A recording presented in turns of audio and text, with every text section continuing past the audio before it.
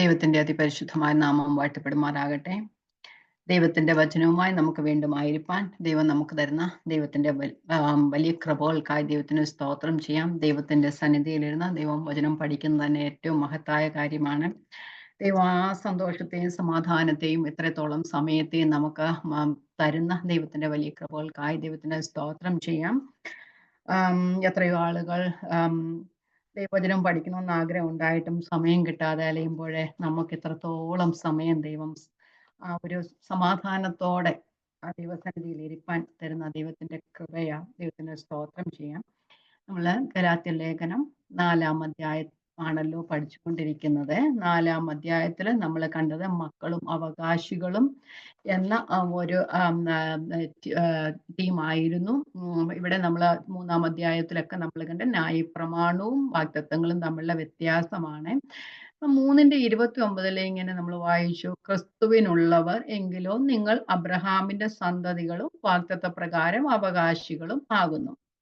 അപ്പം ആ 4-ാം അധ്യായം എങ്ങനെയാണ് അബ്രഹാമിലൂടെ നമ്മൾ അല്ലെങ്കിൽ ക്രിസ്തുവിലൂടെ നമ്മൾ അവകാശികളാകുന്നു എന്നതാണ് നമ്മൾ 4-ാം അധ്യായത്തിൽ പഠിക്കുന്നത്. അധ്യായം 1 മുതൽ 5 വരെയുള്ള വാക്യങ്ങൾ നമ്മൾ കഴിഞ്ഞ ക്ലാസ്സിൽ പഠിച്ചതാണ്. അവിടെ നമ്മൾ പറയുന്നത് നമ്മൾ അബ്രഹാമിന്റെ അവകാശികളാകുന്നത് നമ്മൾ ഒരു കാലത്ത് ലോകത്തിന്റെ ആദിപാഠങ്ങൾക്ക് അടിമപ്പെട്ട് ജീവിച്ചിരുന്നു. പക്ഷെ അവിടെ നിന്നൊക്കെയും ദൈവം നമ്മളെ വിടുവിച്ചു. എല്ലാവരും പാപികളാണ്, എല്ലാവരും ദൈവ തേജസ് നഷ്ടപ്പെട്ടവരാണ്. പക്ഷെ ദൈവത്തിന്റെ സമയമായപ്പോൾ കാലത്തിന്റെ തികവിൽ അല്ലെങ്കിൽ കാലസമ്പൂർണതയിൽ ദൈവം തന്റെ പുത്രനെ ഈ ലോകത്തിലേക്ക് അയച്ച് നമ്മുടെ പാപങ്ങൾക്കൊക്കെ മോചനം വരുത്തി. ആ മോചനം വരുത്തി എന്ന് പറഞ്ഞെങ്കിൽ നമ്മൾ ഒരു ന്യായപ്രമാണവും വാക്യവും തമ്മിലുള്ള വ്യത്യാസം പറഞ്ഞ ന്യായപ്രമാണം ദൈവത്തിന്റെ പ്രമാണമായിരുന്നെങ്കിൽ ഒരു അടിമത്വത്തിന്റെ അവസ്ഥയിലായിരുന്നു. പക്ഷെ വാഗ്ദത്തം എന്ന് പറയുന്നത് സ്വാതന്ത്ര്യത്തെ വാഗ്ദാനം ചെയ്യുന്നതാണ് അല്ലെ. അപ്പൊ നമ്മളെ അടിമത്തത്തിൽ നിന്ന്, ന്യായപ്രമാണത്തിന്റെ അടിമത്തത്തിൽ നിന്ന് വിടുവിച്ച് നമ്മെ ആ വാക്യത്തിന്റെ സന്തതികളാക്കി മാറ്റി. നമ്മൾ ഒരു കാലത്ത് അടിമകളായിരുന്ന നമ്മെ വിലയ്ക്ക് വാങ്ങി ദൈവം, എന്നിട്ട് നമ്മെ മക്കളാക്കി തീർത്തു. സാധാരണ അടിമകളായിരുന്നവരെ വിലയ്ക്ക് വാങ്ങിയിട്ട് അവരെ വിലയ്ക്ക് വാങ്ങിയിട്ട് അവരെ സ്വതന്ത്രമില്ലാത്തൊരവസ്ഥയാണ്. പക്ഷെ നമ്മളെ അടിമകളായിരുന്നൊരു വിലയ്ക്ക് വാങ്ങി നമ്മളെ സ്വതന്ത്രരാക്കി എന്നൊരു അവകാശത്തിലേക്കാണ് നമ്മൾ ആയിത്തീരുന്നത് അല്ലെ. ന്യായപ്രമാണത്തിന് കീഴുള്ളവരെയൊക്കെയും വിലയ്ക്ക് വാങ്ങി മക്കളായി തീർത്തു. അപ്പം നമ്മള് മക്കളായി തീർന്ന അവസ്ഥയിൽ ആണ്. അപ്പം നമ്മൾ മക്കൾ ആണ്, അബ്രഹാമിന്റെ അവകാശികൾ ആയി തീരുന്ന. അപ്പം നമ്മളെല്ലാവരും ന്യായപ്രമാണത്തിന് കീഴിലുള്ളവരായിരുന്നു. അവരെല്ലാവരെയും വിലയ്ക്ക് വാങ്ങി ക്രിസ്തുവിന്റെ രക്തത്താൽ വിലയ്ക്ക് വാങ്ങി മക്കളാക്കി തീർത്തു. അപ്പൊ ഞാൻ ഇന്നലെ കഴിഞ്ഞ ക്ലാസ്സിൽ ഒരു വേർഡ് പറഞ്ഞായിരുന്നു, പ്രകൃതിയാൽ ദൈവപുത്രനായി ക്രിസ്തു മനുഷ്യപുത്രനായി ഈ ലോകത്തിൽ വന്നത് മനുഷ്യപുത്രരായി നമ്മെ ദൈവപുത്രരാക്കി തീർക്കുവാനായിട്ട് അല്ലെ. അപ്പൊ ആ ദൈവമായിരുന്നവൻ ഈ താഴെഭൂമിയിലേക്ക് ഇറങ്ങി വന്ന് മനുഷ്യനായി ജനിച്ച് ഈ ലോകത്തിൽ മനുഷ്യനായി കുറെ നാൾ ജീവിച്ച് നാം മനുഷ്യരായിരുന്നവരെ ദൈവമക്കളാക്കി തീർക്കുവാനാണ് ദൈവപുത്രൻ ഈ ലോകത്തിലേക്ക് വന്നത്. നമ്മൾ പറയാം നമ്മൾ അവിടെയാണ് നിർത്തിയത്. 5-ാം വാക്യം അവിടെ നിർത്തി. 4-5 ഞാൻ ഒന്നുകൂടെ വായിച്ചു പോകാം.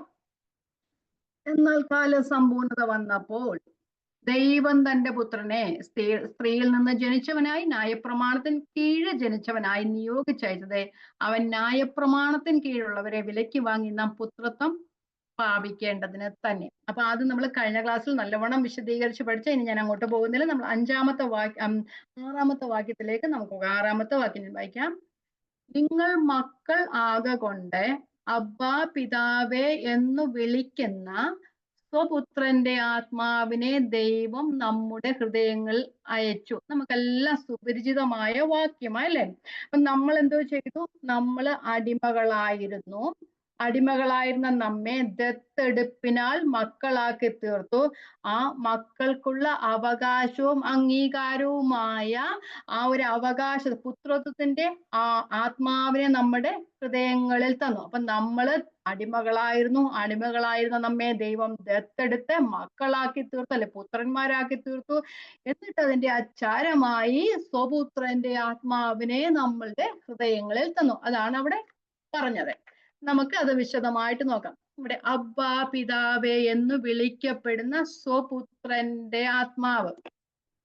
അബ്ബ ഫാദർ എന്ന് പറഞ്ഞാല് അരാമ്യ ഭാഷയിൽ അബ്ബ എന്ന് പറയുന്നത് പിതാവിനെ സൂചിപ്പിക്കുന്ന ഒരു പദമാണ്. നമ്മൾ ഡാഡിയെന്നോ പപ്പായെന്നോ വിളിക്കുന്നത് പോലെ തന്നെ ഒരു പദം മാത്രമേ ഉള്ളൂ. അല്ലാതെ അതിന് യാതൊരു പ്രത്യേകതകളൊന്നുമില്ല. ചിലവർ ആ പദം എടുത്തിട്ട് ഒരു മണിക്കൂർ സംസാരിക്കുന്നവരൊക്കെ, പക്ഷെ അതിനൊന്നും ഒരു കാര്യവുമില്ല. അബ്ബ എന്ന് പറഞ്ഞാൽ പപ്പ എന്നോ ഡാഡി എന്നോ അല്ലെങ്കിൽ അച്ഛ എന്നോ വിളിക്കുന്ന അതേ ഒരു മീനിങ് തന്നെ ഉള്ളൂ. അവിടെ അരാമ്യ യഹൂദന്മാരുടെ ഇടയിൽ അല്ലെങ്കിൽ അരാമ്യ ഭാഷയിൽ പിതാവിനെ സൂചിപ്പിക്കുന്ന ഒരു പദമാണ് അബ്ബ എന്ന് മാത്രമേ ഉള്ളൂ. നമുക്ക് ഈ പദം കാണുന്നത് റോമർ 8:15 നമുക്ക് ഈ പദം കാണാം. നമ്മൾ അതാണ് ഇച്ചിരി കൂടെ നമുക്ക് ഫെമിലിയർ ആയുള്ള വാക്യം. വായിക്കാം. റോമർ 8:15. നിങ്ങൾ പിന്നെയും ഭയപ്പെടേണ്ടതിന് ദാസ്യത്തിന്റെ ആത്മാവിനെ അല്ല, നാം അബ്ബാ പിതാവേ എന്ന് വിളിക്കുന്ന പുത്രത്വത്തിന് ആത്മാവിനെ അത്രേ പ്രാപിച്ചത്. അപ്പം ആ ഒരു ഭയപ്പാടിൽ നിന്ന് നമ്മെ വിടുവെച്ച്, ആ ഒരു അടിമയായിരിക്കുമ്പോൾ ഭയപ്പാടായിരുന്നു അല്ലെ, യജമാന്റെ കൂടെ എപ്പോഴും താമസിക്കുമ്പോൾ അടിമയ്ക്ക് ഒരു അടിച്ചമർത്തപ്പെട്ട ഒരവസ്ഥയാണ്. അതിൽ നിന്നെല്ലാം വിടുവിച്ച് നമ്മെ പുത്രന്റെ ആത്മാവിനെ നമ്മെ പ്രാപിപ്പാനായിട്ട് ഇടയാക്കി തീർത്തു. നമ്മള് കർത്താവ് ദൈവത്തെ ഇങ്ങനെ സംബോധന ചെയ്യുന്നതായി നമുക്ക് കാണുവാനായിട്ട് സാധിക്കും. നമുക്ക് മർക്കോസിന്റെ സുവിശേഷം 14:36 ഇങ്ങനെ കാണുന്നത്. നമുക്ക് വായിക്കാം. മർക്കോസിന്റെ സുവിശേഷം 14:36. അബ്ബാ പിതാവേ, നിനക്കെല്ലാം കഴിയും. ഈ പാനപാത്രം എങ്കിൽ നിന്ന് നീക്കണമേ, എങ്കിലും ഞാൻ ഇച്ഛിക്കുന്നതല്ല നീ ഇച്ഛിക്കുന്നത് അത്രേ ആകട്ടെ എന്ന് പറഞ്ഞു. അപ്പൊ കർത്താവ് ദൈവത്തെ വിളിക്കുന്നതായും കാണാം അല്ലെ. അപ്പൊ ആ അബ്ബാ പിതാവേ എന്ന് പറഞ്ഞ പിതാവ്, അപ്പൻ എന്ന ഒരർത്ഥമാണ് അവിടെ കാണുന്നത്. നമ്മുടെ കർത്താവ് ദൈവത്തെ പിതാവേ എന്ന് വിളിക്കുന്ന അതേ അവകാശമാണ് നമുക്കും ദൈവത്തോടുള്ളത്. അപ്പം ക്രിസ്തു ദൈവത്തെ എങ്ങനെ വിളിക്കുന്നു, ആ അവകാശമാണ്, ആ സെയിം അവകാശമാണ് നമുക്ക് ദൈവത്തോട് ഉള്ളത്. അപ്പൊ ആ ക്രിസ്തുവിലുള്ള അതേ അവകാശം, അതാണ് നമ്മൾ റോമർ 8:17 വായിക്കുന്നത്. റോമർ 8:17. നാം മക്കളെങ്കിലോ അവകാശികളുമാകുന്നു, ദൈവത്തിന് അവകാശികളും ക്രിസ്തുവിന്റെ കൂട്ടവകാശികളും തന്നെ. നാം അവനോടുകൂടെ തേജസ്കരിക്കപ്പെടേണ്ടതിന് അവനോടുകൂടെ കഷ്ടം അനുഭവിച്ചാൽ അത്രേ. അപ്പൊ നമ്മള് ദത്തെടുപ്പിനാലാണ് നമുക്ക് ഈ ഒരു പുത്രത്വം എന്ന അവകാശം ലഭിച്ചത് എങ്കിലും അത് സെക്കൻഡറി സൺഷിപ്പ് അല്ല, പ്രിയ മക്കൾക്ക് ലഭിക്കുന്ന അതേ അവകാശം അല്ലെ, ക്രിസ്തുവിന് ദൈവത്തിൽ നിന്ന് ലഭിക്കുന്ന അതേ അവകാശം, ക്രിസ്തുവിനുള്ള എല്ലാ അവകാശങ്ങളും നമുക്ക് ഉണ്ട്. പക്ഷേ ഈ രണ്ട് വാക്യങ്ങളും മർക്കോസ് 14:36 റോമൻസ് 8:17 വായിച്ചപ്പോ നിങ്ങൾ അതിനകത്ത് എന്തെങ്കിലും കണ്ടായിരുന്നോ ഒരു സ്പെഷ്യൽ ആയിട്ട്? അതിന്റെ ഈ രണ്ട് വാക്യങ്ങളിലും പുത്രത്വം ഉണ്ടെങ്കിലും ഒരു കഷ്ടത്തിന്റെ പാനപാത്രവും ഉണ്ട് അല്ലെ. ഈ പാനപാത്രം എങ്കിൽ നിന്ന് നീക്കണമേ എന്ന് പറഞ്ഞു.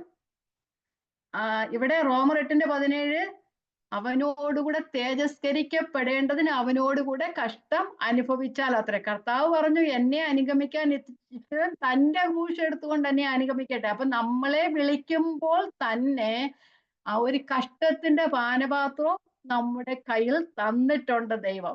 അത് പറയുവാൻ എല്ലാവർക്കും ബുദ്ധിമുട്ടാണ്. എല്ലാവരും ഈ അവകാശികളും മക്കളും വലിയ അവകാശത്തിലേക്ക് വേണ്ടി നോക്കിയിരിക്കുന്നവരാണ്. പക്ഷെ ഈ അവകാശങ്ങളിലൂടെയൊക്കെ നമ്മൾ എത്തണമെന്നെങ്കിൽ ഈ ലോകത്തിൽ നമ്മൾ ജീവിക്കുമ്പോൾ നമ്മളൊരു കഷ്ടത്തിന്റെ പാനപാത്രം കൂടി വഹിക്കേണ്ടതായിട്ടുണ്ട്. അതാണ് കഷ്ടത സ്ഥിതതയും സ്ഥിതപ്രത്യാശയും ഉളവാക്കുന്നു എന്നറിഞ്ഞ് ഞങ്ങൾ കഷ്ടങ്ങളും സന്തോഷിക്കുന്നു അപ്പോസ്തലൻ പറഞ്ഞിട്ടുണ്ട് അല്ലെ. അപ്പം ദൈവ മക്കൾക്ക് തന്നിട്ടുള്ള ഒരു അവകാശമാണ് കഷ്ടത എന്ന് പറയുന്നത് അല്ലെ. നമുക്ക് കൃപാവരങ്ങളെ കുറിച്ചൊക്കെ നമ്മൾ പഠിച്ചാണ്. അതിനകത്ത് കഷ്ടത എന്നതും ഒരു കൃപാവരമാണ്. ആ ഒരു കൃപാവരം തന്നിട്ടുള്ളതാണ്. അപ്പം നമ്മളുടെ ആ പാക്കേജിനകത്തുള്ളത് തന്നെയാണ് ആ കഷ്ടത എന്നുള്ള ഒരു വരം കൂടെ. ഓക്കെ, ഇംഗ്ലീഷ് ട്രാൻസ്ലേഷൻ വരുമ്പം ക്രൈങ് ഔട്ട് അബ്ബാ ഫാദർ എന്നാ പറയുന്നത്. മലയാളത്തിൽ നമ്മൾ വിളിക്കുന്നു എന്നേ പറയുന്നുള്ളു, അബ്ബാ പിതാവേ എന്ന് വിളിക്കുന്ന പുത്രത്തിന്റെ ആത്മാവ്. പക്ഷെ ഇംഗ്ലീഷ് ട്രാൻസ്ലേഷൻ വരുമ്പോൾ ക്രൈങ് ഔട്ട് എന്നാ പറയുന്നത്. അപ്പൊ എന്ന് പറയുന്ന പതുക്കെ വിളിക്കുകയല്ല, അവകാശത്തോടു കൂടെ ഉറക്കെ വിളിക്കുകയാണ്. അപ്പൊ ഏത് സമയത്തും ദൈവത്തെ പിതാവേ എന്ന് വിളിക്കുന്ന ഒരവകാശത്തിലേക്ക് ദൈവം നമ്മെ ആക്കിയിരിക്കുക. നമ്മൾ എബ്രായർ 4:16 ഇങ്ങനെ വായിക്കുന്നില്ലേ, എടുക്കേണ്ട കാര്യമില്ല. അതുകൊണ്ട് കരുണ ലഭിപ്പാനും സമയത്ത് സഹായത്തുള്ള കൃപ ലഭിപ്പാനുമായി നാം ധൈര്യത്തോടെ കൃപാസനത്തിലേക്ക് അടുത്ത് ചെല്ലുക. പണ്ട് മാസത്തിലും ആഴ്ചകളിലും വർഷങ്ങളിലും ഒക്കെ ആ കൃപാസനത്തിലേക്ക് മുമ്പിലെ പുരോഹിതന്മാർ വലിയ മഹാപുരോഹിതൻ വലിയ വിശുദ്ധീകരണത്തോടു കൂടെ അകത്തോട്ട് ചെന്നപ്പോ, പക്ഷെ നമുക്ക് അതൊന്നും വേണ്ട. നമുക്ക് ചട്ടങ്ങളും ആചാരങ്ങളും ഒന്നും വേണ്ട. നമ്മൾ എവിടെ ഇരുന്നാലും അവിടേക്ക് നോക്കി ഏത് സമയത്തും ധൈര്യത്തോടെ അപ്പാ പിതാവേ എന്ന് വിളിക്കാനുള്ള ഒരു പുത്രത്വത്തിന്റെ അവകാശത്തെയാണ് നമ്മൾ തന്നേക്കുന്നത്. നമ്മൾ ആരും അത് അത്ര കണക്കാക്കാറില്ലല്ലേ. ഇത്രത്തോളം അവകാശം നമുക്ക് ദൈവത്തോടുണ്ടെന്നുള്ളത്. ആ പുത്രന്റെ അവകാശത്തിലേക്ക് നമ്മുടെ കുഞ്ഞുങ്ങൾ നമ്മുടെ അടുത്തോട്ട് വരണമെങ്കിൽ നമുക്ക് സമയം ചോദിക്കേണ്ട കാര്യമില്ല അവർക്കല്ലേ. അവർക്ക് എപ്പോഴും കയറി വരാം. അതുപോലെ തന്നെ നമുക്ക് പിതാവിനോടും മാതാവിനോടും സംസാരിക്കുമ്പോൾ നമുക്ക് അപ്പോയിന്റ്മെന്റിന്റെ കാര്യമൊന്നുമില്ല. അതേ അവസ്ഥയിലാണ് പിതാവിനോട് അല്ലെങ്കിൽ ദൈവത്തോട് നമുക്കുള്ള അവകാശം.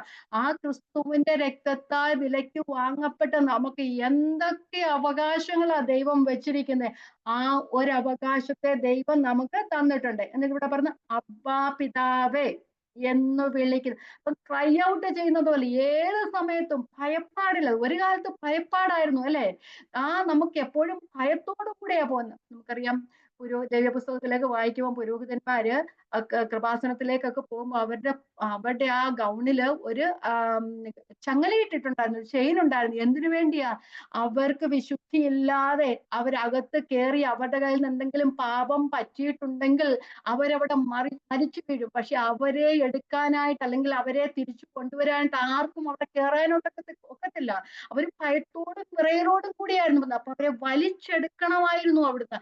ആർക്കും അകത്തോട്ട് കയറാൻ അനുവാദമില്ലായിരുന്നു. മഹാപുരോഹിതന് വർഷത്തിൽ ഒരിക്കൽ എല്ലാ വിശുദ്ധിയോടും കൂടെ, വിശുദ്ധിയോ എന്ന് പറഞ്ഞ ആചാരങ്ങൾ അനുഷ്ഠാനങ്ങൾ ദൈവം കൽപ്പിച്ചു കൊടുത്ത ആചാരങ്ങളുടെ അനുഷ്ഠാനം കൂടെ ആ ഒരു കാര്യത്തോട് മാത്രമേ പോകാനായിട്ട് ഒക്കത്തുള്ളായിരുന്നു. അപ്പൊ അവരുടെ ഗൗണിൽ ഒരു ചങ്ങലയിട്ടിട്ടുണ്ടായിരുന്നു. അവരെ അത്രത്തോളം ഭയാനകമായ അനുഭവമായിരുന്നു പഴയ നിയമത്തിൽ ഉണ്ടായിരുന്ന, ന്യായപ്രമാണത്തിന്റെ അണ്ടറിലുണ്ടായിരുന്നു. പക്ഷെ നമുക്ക് ഏത് സമയത്തും അപ്പാ പിതാവേ എന്ന് വിളിച്ചുകൊണ്ട് പോകാമെന്ന ആ ഒരു സ്വാതന്ത്ര്യത്തെ നമുക്ക് ദൈവം തന്നിരിക്കുന്നു. വലിയ മഹത്തായ ഒരു വലിയ പദവിയാണ്. ഓക്കെ, അപ്പൊ നമുക്ക് ഇനി സ്വപുത്രന്റെ ആത്മാവിനെ അബ്ബാ പിതാവേ എന്ന് വിളിക്കുന്ന സ്വപുത്രന്റെ ആത്മാവിനെ തന്നിരിക്കുന്ന സ്വപുത്രന്റെ ആത്മാവിനെ എന്ന് പറയുന്നത് പരിശുദ്ധാത്മാവിനെയാണ് പറഞ്ഞിരിക്കുന്നത്. നമുക്കറിയാം, പരിശുദ്ധാത്മാവിനെ പല പേരുകളിൽ വചനത്തിൽ പറഞ്ഞിട്ടുണ്ട്. ഒന്ന് രണ്ട് കാര്യം നമുക്കൊന്ന് വായിച്ചു പോകാം. സ്പിരിറ്റ് ഓഫ് ഗോഡ്, ദൈവത്തിന്റെ ആത്മാവ് എന്ന് റോമർ 9-11 വാക്യങ്ങളിൽ പറഞ്ഞിട്ടുണ്ട്. ദൈവത്തിന്റെ ആത്മാവ് എന്ന്. നിങ്ങളോ ദൈവത്തിന്റെ ആത്മാവ് നിങ്ങളിൽ വസിക്കുന്നു എന്ന് വരിക. ജഡസ്വഭാവമില്ലാത്തവരല്ല, ജഡസ്വഭാവമുള്ളവരല്ല, ആത്മസ്വഭാവമുള്ളവരത്രേ. അവിടെ പറയുന്നത് ക്രിസ്തുവിന്റെ ആത്മാവില്ലാത്തവൻ അവനുള്ളവനല്ല. അവിടെ ക്രിസ്തുവിന്റെ ആത്മാവ് എന്ന് പറഞ്ഞിട്ടുണ്ട്. ഇനി നമുക്ക് 11 കാണാം. യേശുവിനെ മരിച്ചവരിൽ നിന്ന് ഉയർപ്പിച്ചവന്റെ ആത്മാവ് നിങ്ങളിൽ വസിക്കുന്നു എങ്കിൽ ക്രിസ്തു യേശുവിനെ മരണത്തിൽ നിന്ന് ഉയർപ്പിച്ചവൻ നിങ്ങൾ വസിക്കുന്ന തന്റെ ആത്മാവിനെ കൊണ്ട്, ദൈവത്തിന്റെ ആത്മാവ് എന്നാണ് അവിടെ പറഞ്ഞിരിക്കുന്നത്. പിന്നെ സ്പിരിറ്റ് ഓഫ് ക്രൈസ്റ്റ്, ക്രിസ്തുവിന്റെ ആത്മാവ് എന്ന് നമ്മൾ ഇപ്പം വായിച്ചത് അവിടെ തന്നെ വായിച്ചു. അതുപോലെ തന്നെ 1 പത്രോസ് 1:11 ആ പ്രയോഗം നമുക്ക് കാണാം. വായിക്കാം. 1 പത്രോസ് 1:11. അവരിലുള്ള ക്രിസ്തുവിൻ ആത്മാവ് ക്രിസ്തുവിന് വരേണ്ടിയ കഷ്ടങ്ങളെയും പിൻവരുന്ന മഹിമയും മുൻകൂട്ടി സാക്ഷീകരിച്ചപ്പോൾ എന്ന് പറയുന്നത്. അപ്പൊ ക്രിസ്തുവിന്റെ ആത്മാവ് എന്നവിടെ പറയുന്നുണ്ട്. ഇനി സത്യത്തിന്റെ ആത്മാവ് എന്ന് പറയുന്നത് നമുക്ക് എല്ലാവർക്കും അറിയാവുന്നതാണ് അല്ലെ. സ്പിരിറ്റ് ഓഫ് ട്രൂത്ത്, സത്യത്തിന്റെ ആത്മാവ്. യോഹന്നാന്റെ സുവിശേഷം 14:16. യോഹന്നാൻ 14:16. എന്നാൽ ഞാൻ പിതാവിനോട് ചോദിക്കും, അവൻ സത്യത്തിന്റെ ആത്മാവ് എന്ന മറ്റൊരു കാര്യസ്ഥനെ എന്നേക്കും നിങ്ങളോട് കൂടെ ഇരിക്കേണ്ടി തരും. അപ്പം ആ പരിശുദ്ധാത്മാവിനെ പറയുന്ന പേരുകളാണ് ദൈവത്തിന്റെ ആത്മാവ്, ക്രിസ്തുവിന്റെ ആത്മാവ്, അതുപോലെ തന്നെ സത്യത്തിന്റെ ആത്മാവ് എന്ന് പറയുന്നത്. ഇവിടെ സ്വപുത്രന്റെ ആത്മാവ് എന്നാണ് പറഞ്ഞിരിക്കുന്നത്. സ്വപുത്രന്റെ ആത്മാവ്. അപ്പം ദൈവത്തിന്റെ സ്വഭാവ സവിശേഷതകളെല്ലാം തൃത്വത്തിന്റെ 3 ആളത്വങ്ങളിലും അടങ്ങിയിരിക്കുന്നു അല്ലെ. അങ്ങനെയാണ് ഇവിടെ പ്രത്യേകിച്ചും സ്വപുത്രന്റെ ആത്മാവ് എന്ന് പറയാൻ കാരണം, നമ്മൾ എങ്ങനെയായിരുന്നു, നമ്മളെ ഉദ്ദേശിച്ചല്ലേ ഇത് പറഞ്ഞിരിക്കുന്നത്. നാം ദാസന്മാർ എന്ന പദവിയിൽ നിന്ന് മക്കൾ എന്ന പദവിയിലേക്ക് ആയിരിക്കുന്നു. പക്ഷെ ആ നാം മക്കൾ എന്ന പദവിയിലേക്ക് ആകാനായിട്ട് കാരണമായി തീർന്ന ക്രിസ്തുവാണ് അല്ലെ. ക്രിസ്തുവിന്റെ രക്തത്താലാണ് നമ്മെ വീണ്ടെടുക്കപ്പെട്ടത്. അപ്പൊ നമ്മുടെ ഈ പുത്രത്വം എന്ന് പറയുന്നത് ക്രിസ്തുവിന്റെ പുത്രത്വത്തിന്റെ അടിസ്ഥാനത്തിലാണ്. അവർ sonship is based on Christ sonship. അപ്പൊ ക്രിസ്തുവിന്റെ പുത്രത്വത്തിന്റെ അടിസ്ഥാനത്തിലാണ് നമ്മുടെ പുത്രത്വം എന്നുള്ളത്. അപ്പം നമ്മുടെ പുത്രത്വം എങ്ങനെയാ അറിയുന്നത്? നാം ക്രിസ്തുവിൽ ആരാണ് എന്നതിനെ ആശ്രയിച്ചാണ് നമ്മുടെ പുത്രത്വമായിരിക്കുന്നത്. നമ്മൾ എഫേസ്യ ലേഖനം ഇങ്ങനെ പറയുന്നുണ്ടല്ലോ, 1-ാമത്തെ അധ്യായം, ക്രിസ്തുവിൽ നിങ്ങളെ തിരഞ്ഞെടുത്തു, മുൻ നിയമിച്ചു, ക്രിസ്തുവിൽ മുൻ നിയമിച്ചു, ക്രിസ്തുവിൽ വിളിച്ചു, മക്കളാക്കി തീർത്തു. അപ്പൊ നമ്മുടെ ആ പുത്രത്വം എല്ലാം അടിസ്ഥിതമായിരിക്കുന്നത് കർത്താവായ യേശു ക്രിസ്തുവിന്റെ പുത്രത്വത്തിൽ ആണ്. കാരണം കർത്താവാണ് നമ്മെ വീണ്ടെടുത്തത്. ദൈവം ആദികാല നിത്യതയിൽ പിതാവും പുത്രനും പരിശുദ്ധാത്മാവും മാത്രം ഉണ്ടായിരുന്ന ഒരു സമയത്ത്, മനുഷ്യരെ ഉണ്ടാക്കുന്നതിന് മുമ്പേ, ഈ ഭൂലോകത്തിന്റെ അടിസ്ഥാനം ഇടുന്നതിനുണ്ട് മുമ്പേ, ആകാശത്തെയും ഭൂമിയെയും ഉണ്ടാക്കുന്നതിന് മുമ്പേ, മനുഷ്യനെ ഉണ്ടാക്കാനുള്ള ചിന്ത മനസ്സിൽ വന്നപ്പോൾ തന്നെ ആദ്യം തന്നെ അവസാനവും പൂർവ്വകാലത്ത് തന്നെ മേലാൽ സംഭവിക്കാനുള്ളതും അറിയുന്ന ദൈവം, മനുഷ്യനെ ഉണ്ടാക്കുന്നതിന് മുമ്പ് തന്നെ മനുഷ്യൻ പാപം ചെയ്യുമെന്ന് അറിഞ്ഞ ദൈവം മനുഷ്യന്റെ വീണ്ടെടുപ്പിനു വേണ്ടി ഒരു പദ്ധതി സ്ഥാപിച്ചു, അല്ലെങ്കിൽ രൂപീകരിച്ചു. ആ രൂപീകരണത്തിലെ ഇതാ പിതാവേ നിന്റെ ഇഷ്ടം ചെയ്യുവാൻ ഞാൻ ഇതാ വരുന്നു എന്ന് പറഞ്ഞ പുത്രൻ അതിന്റെ എല്ലാ കാര്യങ്ങളും താൻ ഈ ലോകത്തിലേക്ക് വരാനും നമ്മെ രക്ഷിക്കാനായിട്ട് ഞാൻ ഇതാ വരുന്നു എന്ന് പറഞ്ഞ പുത്രൻ തന്നെത്താനെ ആ ദൗത്യം ഏറ്റെടുക്കുകയായിരുന്നു അല്ലെ. പുത്രന്റെ രക്തത്താലാണ് നാം വീണ്ടെടുക്കപ്പെട്ടെ. അതുകൊണ്ട് സ്വപുത്രന്റെ ആത്മാവ് പരിശുദ്ധാത്മാവാണെങ്കിൽ തന്നെയും അതിനെ സ്വപുത്രന്റെ ആത്മാവ് എന്നിവിടെ പറഞ്ഞിരിക്കുന്നതിന് കാരണം, ക്രിസ്തുവിന്റെ പുത്രത്വത്തിലാണ് നമ്മുടെ പുത്രത്വം അടിസ്ഥാനമാക്കി ഇരിക്കുന്നത്. എന്നിരുന്നാലും നമ്മുടെ പുത്രത്വം ക്രിസ്തുവിന്റെ പുത്രത്വം പോലെ തന്നെ ആണ് എന്ന് പറഞ്ഞാലും, ക്രിസ്തുവിന്റെ പുത്രത്വവും, ശ്രദ്ധിച്ചു കേൾക്കണം, എന്നെ തെറ്റിദ്ധരിക്കരുത്, ക്രിസ്തുവിന്റെ പുത്രത്വവും നമ്മുടെ ആ പുത്രത്വവും തമ്മിൽ വ്യത്യാസമുണ്ട്. എന്തുകൊണ്ടാ? ക്രിസ്തു ദൈവത്തിന്റെ ഏകജാതനായ പുത്രനാണ് അല്ലെ. ക്രിസ്തു ഈ മനുഷ്യപുത്രനായി ലോകത്തിൽ വന്നു എങ്കിലും ദൈവമാണ് അല്ലെ. ആദിയിൽ വചനം ഉണ്ടായിരുന്നു, വചനം ദൈവത്തോട് കൂടെയായിരുന്നു, വചനം ദൈവമായിരുന്നു, അവൻ ആദിയിൽ ദൈവത്തോട് കൂടെയായിരുന്നു. അങ്ങനെ വചനമായവൻ, ദൈവമായിരുന്നവൻ, 1:14 യോഹന്നാൻ സുവിശേഷം 1:14 വചനം ജഡമായി തീർന്നു നമ്മുടെ ഇടയിൽ പാർന്നു. അപ്പൊ അങ്ങനെ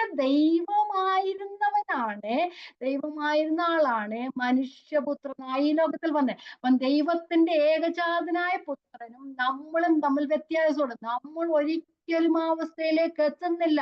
ദൈവത്തിന്റെ എല്ലാ സവിശേഷതകളിലും പുത്രനിലുമുണ്ട്. അപ്പം ദൈവമായ പുത്രന്റെ ആ ഒരു പുത്രത്വം നമുക്ക് തന്നെന്ന് പറഞ്ഞാലും, നമ്മുടെ പുത്രത്വവും കർത്താവായ യേശു ക്രിസ്തുവിന്റെ പുത്രത്വവും തമ്മിൽ വ്യത്യാസമുണ്ട്. ദൈവവും മനുഷ്യനും എന്ന വ്യത്യാസമുണ്ട്. എങ്കിലും ദൈവം നമ്മെ കണക്കാക്കുന്നത് അവകാശത്തിന്റെ പേരിൽ ക്രിസ്തുവിന്റെ ക്രിസ്തുവിന് ദൈവത്തിൽ എത്രയോ അവകാശമുണ്ട്, അതേ അവകാശം തന്നെയാണ് നമുക്കുമുള്ളത്. നമ്മള് വചനം ഇങ്ങനെ വായിച്ചു വരുമ്പോൾ നമുക്ക് കാണാൻ കഴിയുന്നത് ആ ക്രിസ്തു ദൈവത്തിന്റെ ഏകജാതനായ പുത്രനാണ്. പക്ഷെ നമ്മെ രക്ഷിച്ചു കഴിഞ്ഞപ്പോൾ ഏകജാതൻ ആദ്യജാതനായി നമുക്ക് വായിക്കാൻ കഴിയും അല്ലെ. ഏകജാതൻ എങ്ങനെ ആദ്യജാതനാകുന്നത്? നാം എല്ലാം ദൈവമക്കളായി തീർന്നപ്പോൾ ക്രിസ്തു നമ്മുടെ ജ്യേഷ്ഠ സഹോദരനായി, അങ്ങനെ പറയുന്ന ബന്ധത്തില്. അപ്പൊ അതാണ്. അപ്പൊ ഏകജാതൻ ആദ്യജാതനാകാൻ കാരണം ദൈവം നമ്മെ ദത്തെടുത്ത് ദൈവത്തിന്റെ ഭവനത്തിലാക്കി. ഇപ്പൊ നമ്മള് ഒരു അപ്പനും അമ്മയ്ക്കും ഒരു മോനെ ഉള്ളെങ്കിൽ അത് ഏകജാതനായ പുത്രൻ നമ്മൾ പറയും അല്ലെ. പക്ഷെ രണ്ടാമതൊരു പുത്രനും കൂടെ ജനിച്ചു കഴിയുമ്പോൾ ആ ഏകജാതനായ പുത്രൻ ആദ്യമാകും, ആദ്യജാതനാവും അല്ലെ, മൂത്ത ആളാവും, പിന്നെ ഇളയ ആളാവും. അപ്പൊ നമ്മളെ എല്ലാവരെയും ദൈവത്തിന്റെ കൃപയാൽ ദൈവത്തിന്റെ ഭവനത്തിലേക്ക് ദത്തെടുത്ത് മക്കളാക്കി തീർത്തപ്പോൾ ഏകജാതനായ പുത്രനാരായി, ആദ്യജാതൻ ആയി. കാരണം പക്ഷെ നമ്മളുടെ പുത്രത്വവും കർത്താവായ യേശു ക്രിസ്തുവിന്റെ പുത്രവും തമ്മിൽ ദൈവവും മനുഷ്യനും തമ്മിലുള്ള വ്യത്യാസമുണ്ട്. പക്ഷെ അവകാശത്തിന്റെ കാര്യത്തിൽ നാമും ക്രിസ്തുവും തമ്മിൽ വ്യത്യാസം അധികമില്ല. പക്ഷേ നമ്മള് ഒന്ന് ഒത്തിരി കാര്യങ്ങൾ മനസ്സിൽ ഇങ്ങനെ വരുന്നുണ്ട്. അപ്പൊ 1 യോഹന്നാൻ 3:1 നമ്മൾ പറയുന്നുണ്ട്, കാൺമീൻ നാം ദൈവമക്കൾ എന്ന് വിളിക്കപ്പെടുവാൻ ദൈവം നമുക്ക് ഇത്ര വലിയ ഭാഗ്യം തന്നിരിക്കുന്നു. അത് കഴിഞ്ഞ് പറയുന്നുണ്ട്, നാം അവനെ പോലെയായി തീരും. ക്രിസ്തുവിന്റെ തേജസ്സോടും ആ ഒരു ശരീരം നമുക്ക് ലഭിക്കുമെന്ന് പറയുന്നുണ്ടല്ലേ. അവൻ നമ്മുടെ ഫിലിപ്പിയ ലേഖനം 3:21, അവൻ നമ്മുടെ താഴ്ചയുള്ള ശരീരത്തെ തന്റെ മഹത്വമുള്ള ശരീരത്തോട് അനുരൂപമാക്കി തീർക്കുക. അങ്ങനെയൊക്കെ നാം ആകും. പക്ഷെ ആ ഒരു വ്യത്യാസം ഉണ്ട് എന്ന് നമുക്ക് ഓർത്തിരിക്കണം. അപ്പൊ നാം ക്രിസ്തു ഏകജാതനായ പുത്രനാണ്, ദൈവത്തിന്റെ സാരാംശത്തിലെ പുത്രൻ, ബൈ എസെൻഷ്യൽ നേച്ചർ. ദൈവത്തിന്റെ എല്ലാ സ്വഭാവവും അല്ലെങ്കിൽ ദൈവമാണ്. അപ്പൊ ദൈവത്തിന്റെ എല്ലാ സ്വഭാവവിശേഷങ്ങളുമുള്ള പുത്രനാണ്. പക്ഷെ ആ പുത്രൻ അനുരൂപമാക്കി നമ്മേം തീർക്കും.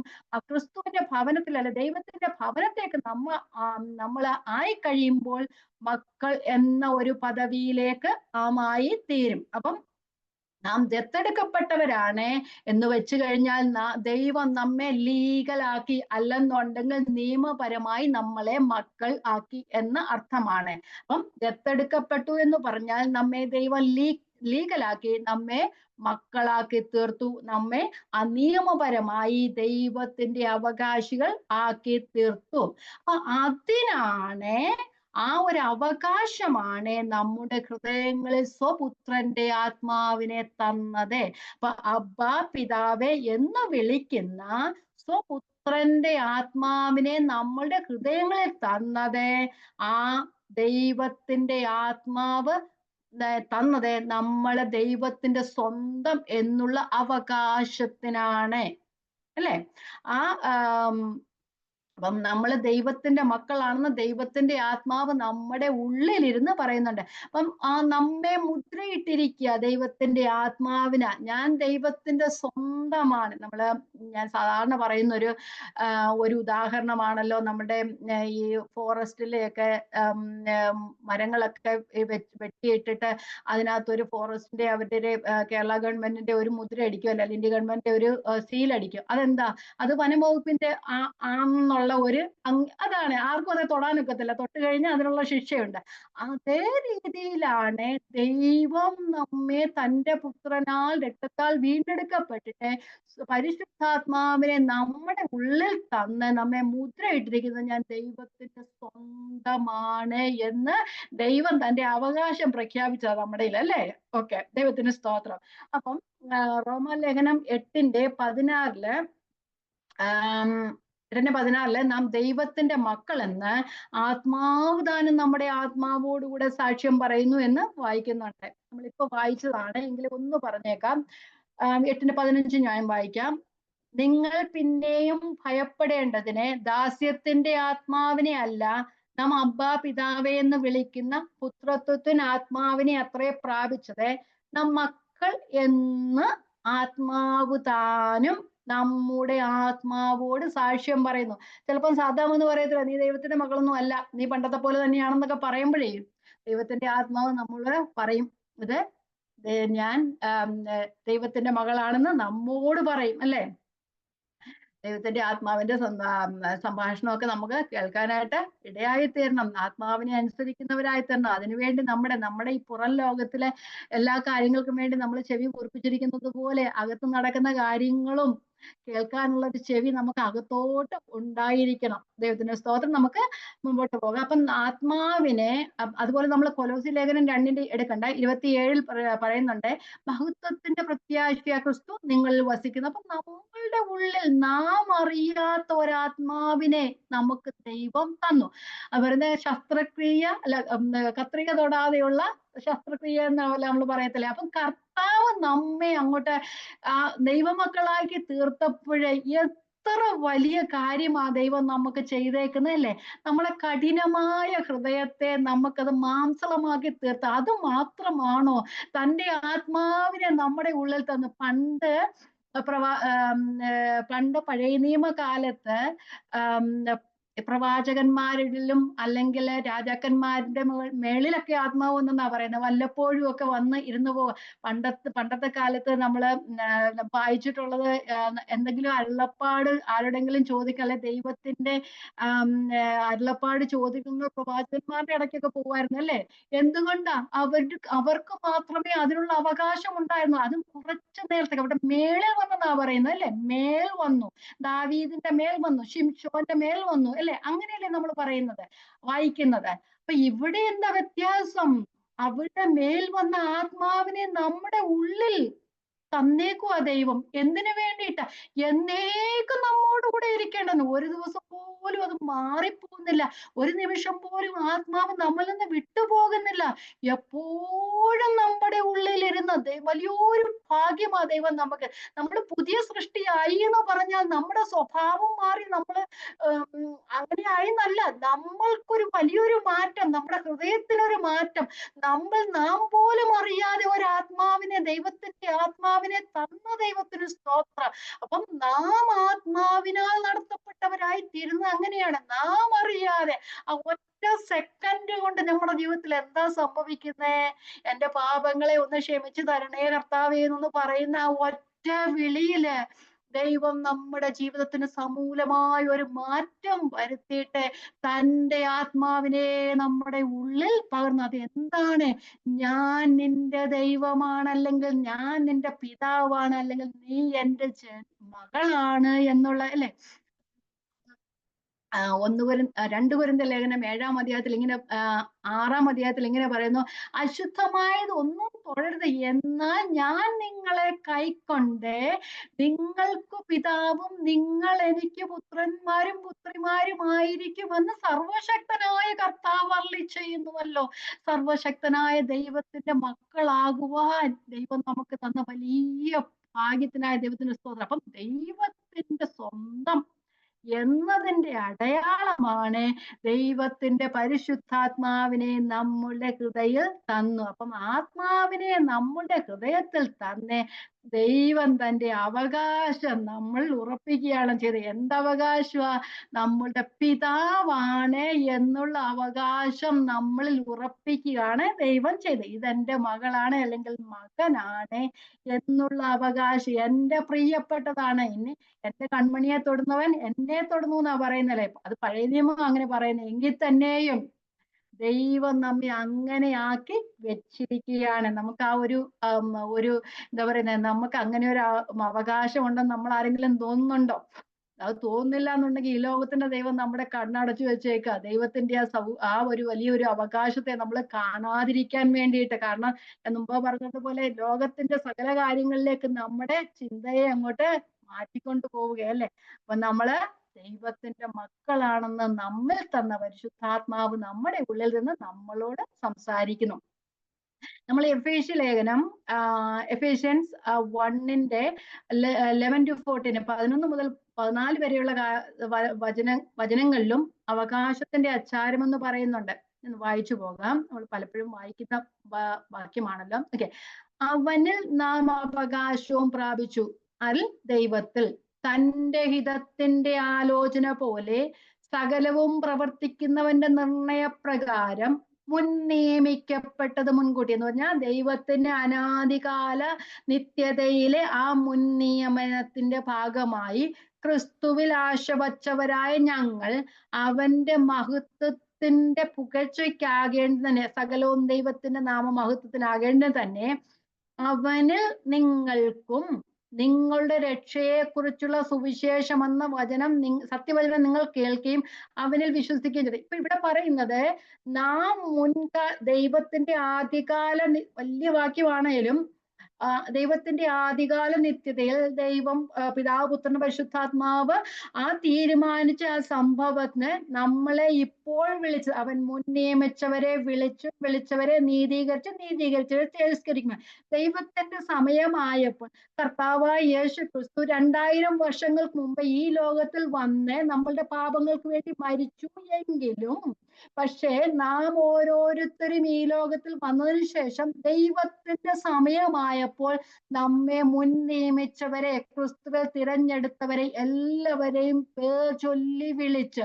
എങ്ങനെയാണ് പേർ ചൊല്ലി വിളിച്ചത്? സുവിശേഷം എന്ന സത്യവചനത്താൽ. വായിച്ചേ 12:13. അവന് ഒരു മുൻനിർണയത്തെ കുറിച്ചായിരുന്നു പറഞ്ഞ. നമ്മയെല്ലാം ദൈവം മുൻകണ്ട ദൈവത്തിന്റെ സമയമായപ്പോൾ അവനിൽ നിങ്ങൾക്കും നിങ്ങളുടെ രക്ഷയെക്കുറിച്ചുള്ള സുവിശേഷം എന്ന സത്യവചനം നിങ്ങൾ കേൾക്കുകയും അവനിൽ വിശ്വസിക്കുകയും ചെയ്തിട്ട് തന്റെ സ്വജനത്തിന്റെ വീണ്ടെടുപ്പിന് വേണ്ടി തന്റെ മഹത്വത്തിന്റെ പുകഴ്ചയ്ക്കായിട്ട് നമ്മുടെ അവകാശത്തിന്റെ അച്ചാരമായ വാഗ്ദത്തത്തിൽ പരിശുദ്ധാത്മാവിനാൽ മുദ്രയിടുക. അർത്ഥസമ്പൂർണമായ ഒരു വാക്യമാണ് അല്ലെ? ആ മുൻകാല ആദ്യകാല നിത്യതയിൽ ദൈവം തീരുമാനിച്ചതൊക്കെയും തന്റെ പുത്രൻ ഈ ലോകത്തിലേക്ക് വന്ന 2000 വർഷങ്ങൾക്ക് മുമ്പേ അത് സാധ്യമാക്കി. എങ്കിലും നമ്മളൊക്കെയും ജനിച്ച സമയത്ത് ദൈവം നമ്മെ ഇത്രത്തോളം കാത്തുകൊണ്ടതിന് ശേഷം ദൈവത്തിന്റെ സമയമായപ്പോൾ സുവിശേഷം കേൾപ്പിച്ച് നമ്മളെ ഓരോരുത്തരെയും നമ്മെ ദൈവം വിളിക്കാനുള്ള സമയമായപ്പോൾ ദൈവം നമ്മെ രക്ഷയിലേക്ക് കൊണ്ടുവരികയും നമ്മെ തന്റെ അവകാശമാക്കിയ വാഗ്ദത്തൻ പരിശുദ്ധാത്മാവിനാൽ നമ്മെ മുദ്രയിടുകയും ചെയ്തു. ചിലരൊക്കെ പറയും, ഞാൻ കുറച്ചു കാലങ്ങൾക്ക് മുമ്പേ ദൈവത്തെ അറിഞ്ഞായിരുന്നെങ്കിൽ കൊള്ളായിരുന്നു. ഒന്നുമല്ല. കാരണം നമ്മെല്ലാം ദൈവത്തിലേക്ക് വന്നത് നമ്മളുടെ ഇഷ്ടത്തോടു കൂടിയൊന്നും അല്ല. ദൈവം നമ്മെ വിളിച്ച സമയത്ത് മാത്രമേ നമുക്ക് വരുവാനായിട്ടൊക്കത്തുള്ളൂ. നമുക്ക് ഒരു കാലത്തും ദൈവത്തിങ്കിലേക്ക് വരുവാനൊക്കത്തില്ല. ദൈവത്തിന്റെ സമയത്ത് മാത്രമേ നമുക്ക് ദൈവത്തെ അറിയുവാനായിട്ട് കഴിയുകയുള്ളൂ. ഓക്കെ, മുന്നോട്ട് പോകാം. നമുക്ക് പിന്നെ അത് കുറച്ച് കഴിയുമ്പം പറയാം. ഇനി നമ്മള് റോമാലേഖനം 5:5 എടുക്കണ്ട, വായിക്കുന്നതുമില്ല. റോമാലേഖനം 5:5 പറയുന്നു, ദൈവത്തിന്റെ സ്നേഹത്താൽ പരിശുദ്ധാത്മാവിനെ നമ്മളുടെ ഹൃദയങ്ങളിൽ പകർന്നിരിക്കുന്നുവല്ലോ എന്ന് പറയുന്നുണ്ട്. 1 കൊരിന്ത്യർ 1:22 അത് ഞാൻ വായിക്കുന്നില്ല. 2 കൊരിന്ത്യർ 1:22 അവൻ നമ്മെ മുദ്രയിട്ടും ആത്മാവെന്ന അച്ചാരം നമ്മളുടെ ഹൃദയങ്ങളിൽ തന്നുമിരിക്കുന്നു. മുദ്രയിട്ടു. എന്റെ സ്വന്തമാ നിങ്ങള്, ഞാൻ നിന്റെ പിതാവാണ്, നീ എന്റെ പുത്രിയാണ് എന്നൊരവകാശമാണ് വാഗ്ദത്തൻ പരിശുദ്ധാത്മാവിനെ നമ്മൾ തന്നിരിക്കുന്നത്. വെറുതെ ചുമ്മാതെ പരിശുദ്ധാത്മാവിനെ നമ്മൾ തന്നതല്ല, നാം ആത്മാവിൽ ജീവിക്കാൻ വേണ്ടി തന്നൊന്നുമല്ല. എന്റെ അവകാശമാ നീ എന്നുള്ളൊരു അവകാശമാണ് ഏറ്റവും വലിയതായിട്ട് ദൈവം. ആത്മാവ് നമ്മെ വിശുദ്ധീകരിക്കുന്ന ദൈവമാണ്, നമ്മെ വചനത്തിലൂടെ നടത്തുന്ന ദൈവമാണ്, നമ്മുടെ കാര്യങ്ങളെല്ലാം നോക്കും. പക്ഷെ അതിലും ഉപരിയായിട്ട് നീ എന്റെ സ്വന്തമാണ് എന്ന് ദൈവം നമ്മോട് പറയുന്ന ദൈവത്തിന്റെ അവകാശമാണ് നമ്മെ വാഗ്ദത്തത്തിന്റെ പരിശുദ്ധാത്മാവിനാൽ നമ്മെ മുദ്രയിട്ടിരിക്കുന്നു എന്ന് പറയുന്നത്. പലരും പറയുന്നുണ്ട്, പ്രാർത്ഥിക്കുമ്പോഴൊക്കെ പറഞ്ഞ രക്തത്താൽ മുദ്രയിട്ടു. രക്തത്താൽ നമ്മെ ദൈവം മുദ്രയിട്ടില്ല, രക്തത്താൽ നമ്മെ കഴുകിയതാ. ക്രിസ്തുവിന്റെ രക്തം നമ്മുടെ പാപങ്ങളെ മോചിക്കുകയാണ് ചെയ്യുന്നത്. ക്രിസ്തുവിന്റെ രക്തം നമ്മുടെ പറഞ്ഞു വരുന്നത് ഇപ്പൊ ഞാനങ്ങ് പറഞ്ഞു പോയതാ. നമ്മൾ ഈ കിടക്കുന്ന പ്രസംഗങ്ങളെല്ലാം നമ്മൾ കേൾക്കുന്ന, നമ്മൾ വചനം പഠിക്കുന്നവരാ. അതിന്റെ ആഴം നമ്മൾ മനസ്സിലാക്കണം. നമ്മൾ ആഴം മനസ്സിലാക്കിയത് ആ പഴയ നമ്മൾ പറഞ്ഞു വരുന്ന കുറെ കാര്യമില്ല, ആദ്യ പാഠങ്ങളിലേക്ക് നമ്മൾ പോകരുത്. എന്താണെന്ന് വെച്ച് കഴിഞ്ഞാൽ നാം പഠിക്കുന്നതെല്ലാം കർത്താവായ യേശു ക്രിസ്തുവിന്റെ രക്തത്താൽ നമ്മെ കഴുകിയെന്നാ പഠിക്കുന്നതല്ലേ?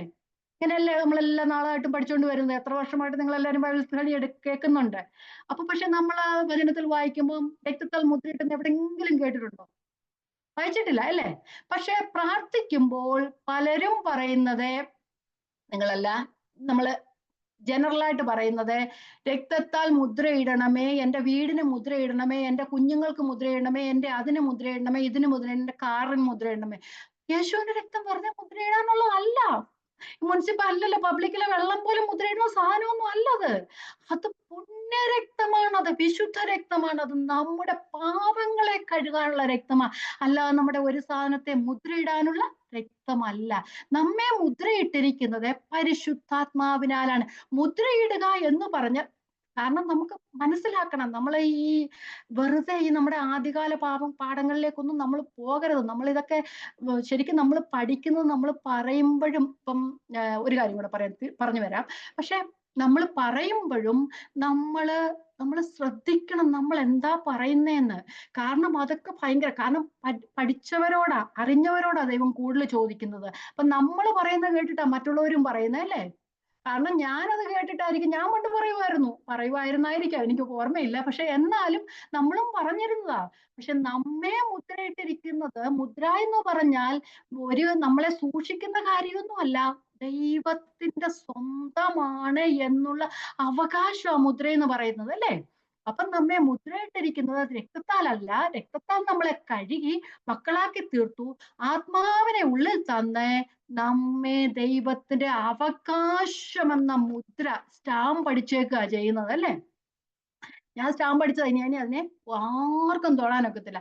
പിന്നെ നമ്മൾ പറയുന്ന ഒരു കാര്യമുണ്ട്, ദൈവം നമ്മുടെ ആരാ? പിതാവാ, അല്ലേ? ഓർമ്മ വന്നപ്പോ ഞാൻ പറഞ്ഞതേ ഉള്ളൂ. നമ്മൾ പ്രാർത്ഥിക്കുമ്പം നീ ഞാൻ എന്നൊക്കെ പ്രാർത്ഥിക്കത്തില്ലേ? ദൈവത്തെ നീ എന്ന്, നമ്മുടെ അപ്പനെ കയറി നമ്മൾ നീ എന്ന് വിളിക്കുവോ? അല്ലേ? നമ്മുടെ ജ്യേഷ്ഠനെ കയറി നമ്മൾ നീ എന്ന് വിളിക്കുമോ? നമ്മൾ മൂത്തവരെ കയറി നാം നീ എന്ന് വിളിക്കുമോ? ഇല്ല. എങ്ങനെയാ വിളിക്കുന്നത്? ഓരോ വ്യക്തിയെയും നാം വിളിക്കുമ്പോൾ അവരെ വിളിക്കേണ്ട ഒരു പദമുണ്ടല്ലേ? അതുപോലെ നമ്മൾ പ്രാർത്ഥിക്കുമ്പോൾ കർത്താവിനെ വിളിക്കുന്ന അങ്ങ് എന്ന് വിളിച്ചാൽ എന്നെ കുഴപ്പം. നമ്മൾ ഇംഗ്ലീഷിലൊക്കെ, ഹിന്ദിയൊക്കെ നമ്മൾ പറയത്തില്ലേ, ആപ്പ് എന്ന് പറയത്തില്ലേ, അങ്ങ്, ആ ഒരു ഇതുണ്ടല്ലോ. അങ്ങനെ നമ്മൾക്ക് ഈ ലോകത്തുള്ള മനുഷ്യരെ വിളിക്കാനാകുമെങ്കിൽ, നമ്മെ സൃഷ്ടിച്ച ഈ ലോകത്തിന്റെ ആകാശവും ഭൂമിയും ഒറ്റ വാക്കുകൊണ്ട് നിർമ്മിച്ചൊരു ദൈവം, സകലത്തെയും നിർമ്മിച്ചൊരു ദൈവത്തെ, ഇത്ര വലിയ ദൈവത്തെ നമുക്ക് എങ്ങനെ വിളിക്കാൻ കഴിയും? അപ്പൊ നമുക്കെല്ലാം നമ്മൾ അങ്ങനെയാ പറയുന്നത്. പക്ഷെ നമ്മളത് മാറ്റണം. നമ്മളിതെല്ലാം പഠിച്ചു വെച്ചേക്കുക. ഈ പഠിച്ച കാര്യങ്ങൾ അഴിച്ചു വെക്കാൻ ഭയങ്കര പാടാണ്. പക്ഷെ പുതിയ കാര്യങ്ങൾ നമുക്ക് പഠിക്കാം, പക്ഷേ എളുപ്പമാണ്. പക്ഷെ നമ്മൾ ഈ പഠിച്ചു വെച്ചിരിക്കുന്ന കാര്യങ്ങളുണ്ടല്ലോ, നമുക്ക് ബുദ്ധിമുട്ടാ. അതുകൊണ്ട് നമ്മൾ മനഃപൂർവ്വം നമ്മളുടെ വീട്ടിൽ നമ്മൾ ഇരുന്ന് പ്രാർത്ഥിക്കുക എന്ന് വിചാരിച്ച് നിങ്ങൾ ആരും ഇനി പ്രാർത്ഥിക്കാതിരിക്കരുത്, അതിനല്ല ഞാൻ പറഞ്ഞത്. പക്ഷേ മനസ്സിലായി, ഒരു ലോജിക്കല്ലേ അത്? അപ്പൊ നമ്മള് ബൈബിള് എഴുതിയപ്പോൾ ഇതിനകത്ത് നീയും ഞാനും നോക്കി എഴുതി വെച്ചിട്ടുണ്ട്. പക്ഷെ ആരാ അത് വിവർത്തനം ചെയ്തേ? ഒരു ഹിന്ദുവാ നമ്മുടെ മലയാളം ബൈബിള് വിവർത്തനം ചെയ്തത്, അല്ലേ? നമുക്ക് തന്നത്. അവർക്ക് ആ ഒരു ഭാഷ അറിയത്തുള്ളായിരുന്നു. ബൈബിള് പിന്നെ തിരുത്തപ്പെട്ടിട്ടില്ല, അതുകൊണ്ട് ദൈവത്തിന്റെ വചനമാവേണ്ടത് അങ്ങനെ വെച്ചിരിക്കുക. പക്ഷെ നമ്മള് പ്രാർത്ഥിക്കുമ്പോൾ, സോറി കേട്ടോ, സോറി പറഞ്ഞിട്ട് കാര്യമില്ല. നമ്മൾ പ്രാർത്ഥിക്കുമ്പോൾ നമ്മുടെ ഓരോ ദിവസം, ഞാനും അങ്ങനെ പ്രാർത്ഥിച്ചുകൊണ്ടിരുന്ന ആളാണ്. പക്ഷെ നമ്മൾ പ്രാർത്ഥിക്കുമ്പോൾ ദൈവത്തെ അങ്ങനെയൊന്നും സംബോധന ചെയ്തേ, നമ്മുടെ അപ്പനെ കയറി നമ്മള് നീയെന്നും ഞാനെന്നൊന്നും ഞാനൊന്നും വിളിക്കത്തൊന്നും ഇല്ലല്ലോ. അതുകൊണ്ട് ചിലപ്പോ സംഭവം ഇങ്ങനെ വന്നപ്പോ പറഞ്ഞോളൂ, നമ്മള് പിന്നെ തിരിഞ്ഞു പോയി. ഓക്കെ, ദൈവത്തിന് സ്തോത്രം. നമുക്ക് തിരിച്ചു വരാം. അപ്പം ദൈവം നമ്മൾക്ക് അവകാശത്തിനാണ് നമ്മളെ മുദ്രയിട്ട് ഇരിക്കുന്നത്. ദൈവത്തിന്റെ അവകാശം, ദൈവത്തിന്റെ മക്കളാണ്. അപ്പൊ നമ്മള് 1 കൊരിന്ത്യർ 6:19 ഇങ്ങനെ പറയുന്നു, ദൈവത്തിന്റെ ദാനമായി നിങ്ങളിൽ ഇരിക്കുന്ന പരിശുദ്ധാത്മാവിന്റെ മന്ദിരമാണ് നിങ്ങളുടെ ശരീരമെന്ന് നിങ്ങളെ വിലയ്ക്ക് വാങ്ങിയിരിക്കുക. അപ്പൊ നിങ്ങൾ താന്താങ്ങൾക്കുള്ളവരല്ല, എന്റെ സ്വന്തമാ, നിങ്ങളെ വിലയ്ക്ക് വാങ്ങിയിരിക്കുക. നമ്മൾ ഈ ലോകത്തിന്റെ പുറത്ത് പോയവരായിരുന്നു, അല്ലെ? നമ്മൾ അപ്പനും അമ്മയ്ക്കും ജനിച്ചവരെങ്കിൽ തന്നെയും നാം ഈ ലോകത്തിൽ ജനിക്കാൻ ഇടയാക്കിയത് ദൈവത്തിന്റെ കൃപയാണ്. ദൈവം അറിയാതെ ഒരു കുഞ്ഞു പോലും ഈ ലോകത്തിൽ ജനിക്കുന്നില്ല, അല്ലെ? ഒരു കുഞ്ഞു പോലും ദൈവം അറിയാതെ ജനിക്കുന്നില്ല. ദൈവം അനുവദിച്ചിട്ടാ നമ്മളെല്ലാവരും ജനിച്ചത്. നമ്മൾ ഈ ലോകത്തിൽ ജനിച്ചത്, നമ്മൾ പറയും നമ്മുടെ പിതാവിന്റെയും മാതാവിന്റെയും ഒക്കെ അങ്ങനെ വന്നവരാണെന്ന്. പക്ഷെ പക്ഷെ നമ്മൾ ദൈവത്തിന്റെ ദാനമാണ്. പ്രകൃതിയാൽ മനുഷ്യരായിരുന്ന നമ്മെ ദൈവത്തിന്റെ ആത്മാവിനാൽ നമ്മളെ വീണ്ടെടുക്കപ്പെട്ട് ദൈവത്തിന്റെ മക്കളാക്കി തീർത്ത് ദൈവം നമ്മെ വിലയ്ക്ക് വാങ്ങിയതാ. ഇനി നാം താന്താങ്ങളൊക്കെയുള്ളവരല്ല എന്ന് പറഞ്ഞാൽ നമ്മൾ ലോകത്തിന്റെ ആദ്യ പാഠങ്ങളിൽ അനുസരിച്ച് നടന്ന ആ സ്വഭാവത്തിൽ നാം നടക്കാൻ നമ്മൾ ബാധ്യപ്പെട്ടവരല്ല.